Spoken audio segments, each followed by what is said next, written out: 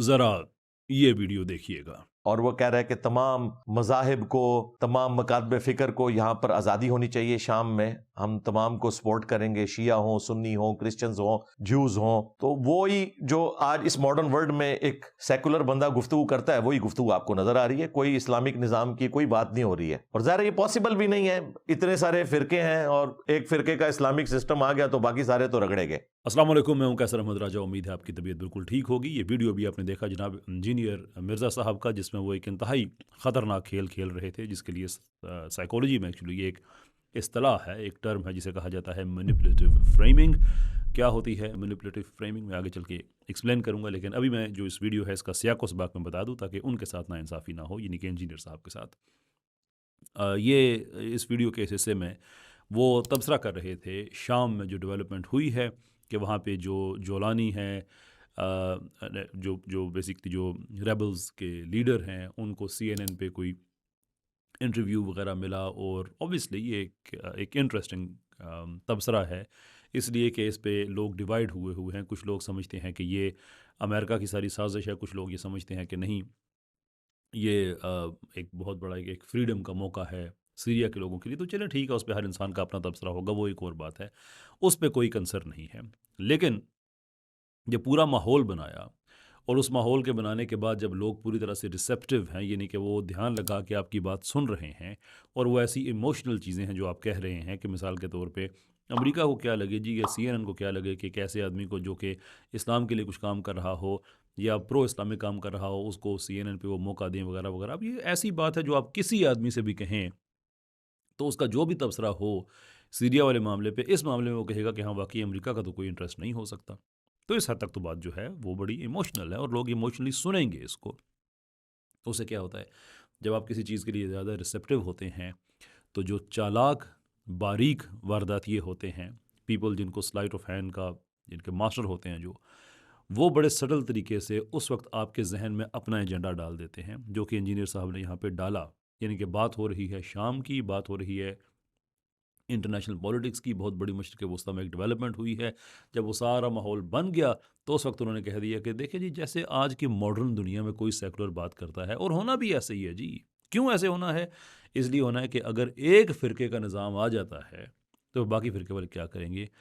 اب انجینئر صاحب جاہل آدمی نہیں ہے، ویسے میں کہتا ہوں جہل مسلسل وہ ایک اور چیز ہے، اس معاملے میں جاہل آدمی نہیں ہے، کیونکہ یہ ان کی فیلڈ ہے، میں ان کو جاہل کہتا ہوں جب وہ ٹیکنالوجی اور اس طرح کی باتوں پہ چلے جاتے ہیں۔ اس معاملے میں تو ان کو بالکل اچھا پتہ ہے، اس لیے کہ انہوں نے کیریئر اپنا بلڈ کیا ہے اس چیز پہ کہ اسلام کا نظام کیا ہے۔ اسلام کے اندر کسی فرقے کا نظام نہیں ہے۔ مثال کے طور پہ کسی فرقے میں ایسا نہیں ہے کہ آپ نماز 5 پڑھیں گے یا آپ 100 پڑھیں گے یا کیا، ایسی بات نہیں ہے۔ ایٹ دا سیم ٹائم جو حکومت کے معاملات ہیں وہ بھی کسی فرقے کے ساتھ متصل نہیں ہیں۔ ہاں، مسالک کی آپ بات کر سکتے ہیں، تو وہ مسالک کب نہیں تھے؟ کیا خلافت عثمانیہ میں، کیا وہاں پہ جو نظام جتنا عرصہ بھی انہوں نے شریعت کا چلایا، اس کے اندر انہوں نے کیا یہ اٹانومی نہیں دی ہوئی تھی؟ اس کے علاوہ اگر آئے پاکستان میں مثال کے طور پہ پوری طرح سے شریعت آ جاتی ہے، تو کیا مسالک کو اٹانومی نہیں ہوگی کہ وہ اپنے مسلک کے مطابق زندگی گزاریں؟ یہ تو کبھی ایشو ہی نہیں رہا، کیونکہ جو فقہ کے ڈفرینسز ہوتے ہیں یہ تو صحابہ میں بھی تھے۔ تو کیا جو صحابہ چلیں بعد میں آپ کہیں کہ فلاں خلافت ٹھیک نہیں، فلاں خلافت راشدہ پہ تو سب کا اتفاق ہے، تو خلافت راشدہ جو ہے کیا اس کے اندر جو مختلف فقہی اختلافات تھے، کیا ان کو اکوموڈیٹ نہیں کیا جاتا تھا؟ اور انجینئر صاحب کو پتہ ہے، انجینئر صاحب کے پرانے ویڈیوز نکال کے دیکھیں، اس میں یہ کہتے تھے کہ یہ جو سیکولر لبرل لوگ کہتے ہیں نا کہ کس مسلک یا کس فرقے کی اسلامی حکومت آئے گی، نہیں بھائی، اسلام سب کا ایک ہے، بس جو مسالک ہیں ان کی اپنی، یہ آن ریکارڈ ہیں، آپ کو ان کے پرانے ویڈیوز میں ساری باتیں ملیں گی۔ مجھے نہیں پتا کہ اس کے بعد انہوں نے کب اپنی روح کا سودا کیا، کب اپنی سول کو انہوں نے بیچا، یا کیا، I don't want to get in that. میں پھر بھی چلو اگر حسن زن سے اگر بات بنتی ہے، even though I have zero, RCM اور حسن زن اکٹھی چیزیں نہیں جاتی، لیکن اس پرٹیکولر معاملے میں کہ شاید انہوں نے اپنا ویو، کوئی آدمی کہہ سکتا ہے کہ اس نے چینج کر لیا، تو اس کے لیے بھی کوئی فاؤنڈیشن دیتا ہے نا کہ کیسے کر لیا۔ یہ آن ریکارڈ ہے، یہ باتیں کہتے رہے ہیں، اور اب جب یہ سیکولرز کے فرنٹ مین بن چکے ہیں تو وہی حرکت، تو ان کا جو طریقہ واردات ہے میں اصل میں وہ سمجھانا چاہتا ہوں۔ میں کہتا ہوں کہ یہ سیکولرز کے فرنٹ مین ہیں اور قادیانیوں کے فرنٹ مین ہیں، اور یہ دونوں معاملات میں ایگزیکٹلی یہی بات کرتے ہیں۔